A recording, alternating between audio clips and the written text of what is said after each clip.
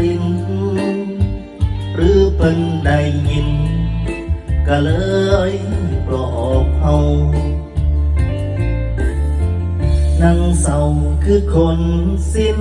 หวังอยู่ลำพังด้วยความมึนเมาหากคนข้างกายยังเป็นเจ้าก็เลยคงเศร้ากล้าเว้าว่าบ่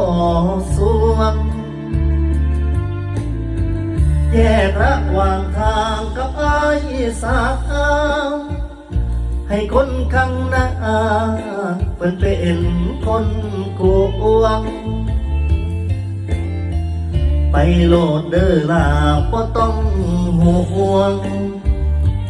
ไปอย่างสู้อ้วนกับคนที่เสียนทางมาส่งจะไว้สำนีลาปลายฟ้าให้เขาพายางบ่เกียดบ่คมบ่จมอีหยัง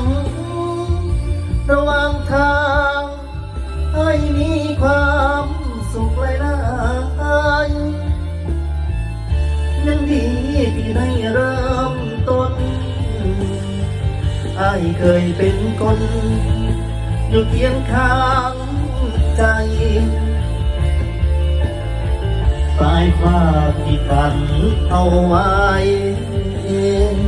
คงบ่แม่นอายสิพาทางเจ้าจาก